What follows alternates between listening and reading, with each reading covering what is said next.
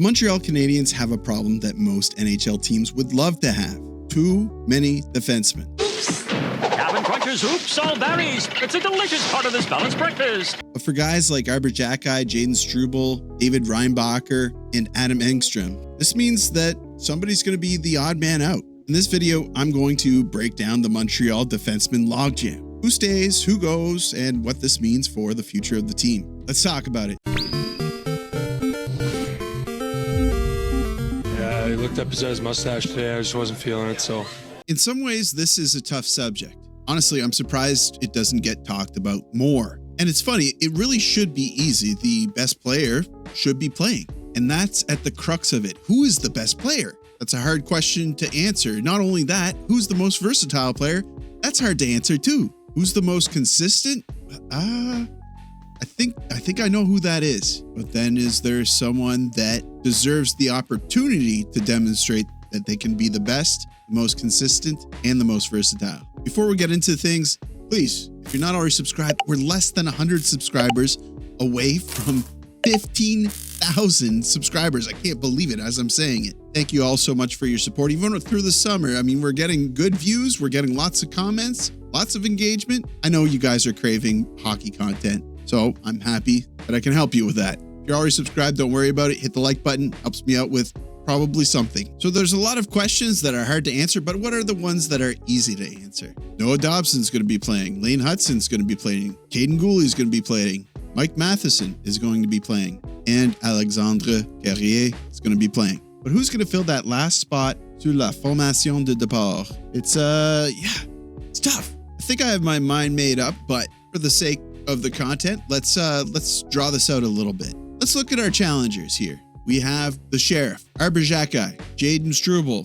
What do you want to call him? The Bod? The Skater? Then there's David Reinbacher, the Future. And Adam Engström, the wild card? With Arber Xhekaj, you kind of know what you're getting. He's 24 years old, shoots left, 6'4", 240 pounds. He's a fan favorite, the toughest player on the team, the toughest player potentially in the league, although Matthew Olivier might have something to say about that one. But Xhekaj, known for dropping the gloves, physicality, big hits, surprisingly good puck handling skills. He's signed through 2026 on a $1.3 million contract. That is a one-way contract. If he was sent down to Laval, somebody could snatch him up. But like I said, you know what you're getting. Unmatched physicality, great energy, the ability to change the momentum of the game in a physical sense, which I think is his feather in his cap, but he has weaknesses. His discipline isn't great. It's become better, but his defensive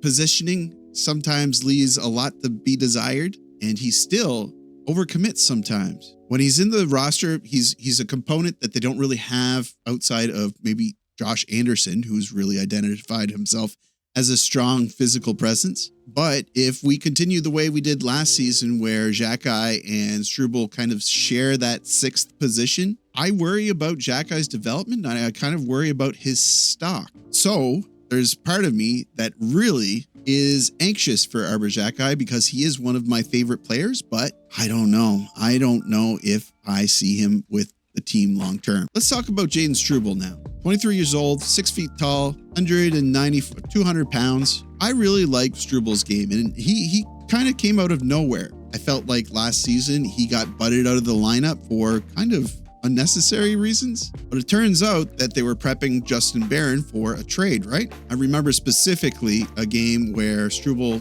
got a goal, and the next game he was out of the lineup. He was adding a lot of offensive punch to the team and was playing a sound defensive game. So I think he's a strong skater. I think he has good sensibilities offensively and defensively. And he just finished signing a contract that brings him through 27-28. 2-year contract, $1.14 million. And that's a one-way contract. If he was sent down to Laval, yeah, he could be picked up through waivers. The strengths are, like I said, skating, gap control, simple, smart puck movement, keeping the puck along the boards and not getting too fancy with it.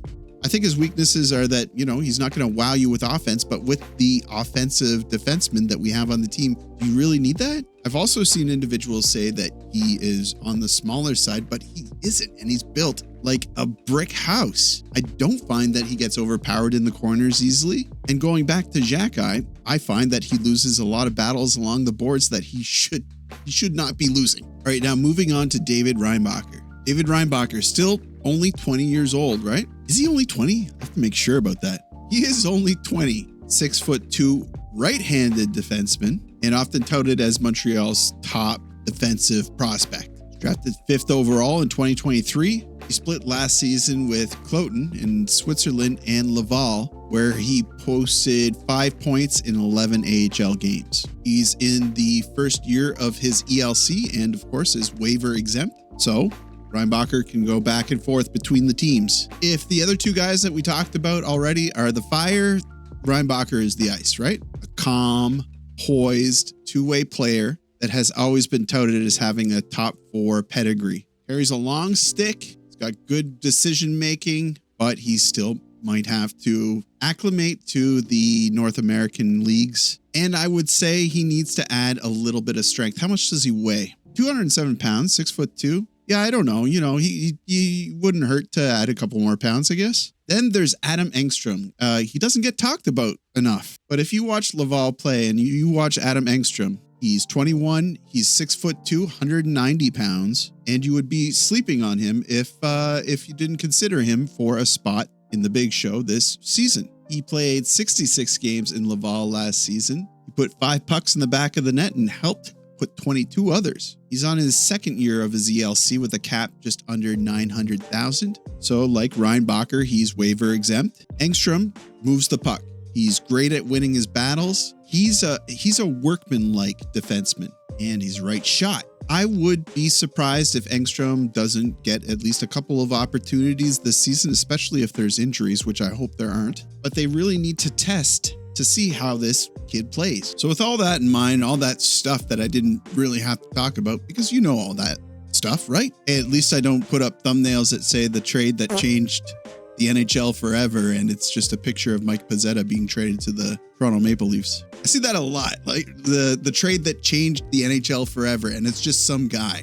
Because any trade would change the NHL forever, right? So technically, it's not clickbait, it's correct. Anyway, I digress. So what's the easiest thing that the Canadiens can do? Well, it's to have Xhekaj and Struble as rotating 6th and 7th defensemen, and from time to time, or when an injury occurs, bring Reinbacher up, bring Engstrom up, and then send them back down as they need to be sent back down when an injury resolves itself. But what happens if Engstrom or Reinbacher make a mark? That is when things get interesting, and I think that is where things could change the NHL forever. Going back to Xhekaj, I think he should be sweating a little bit. So the time that he does get playing this season, he's got to make a mark himself.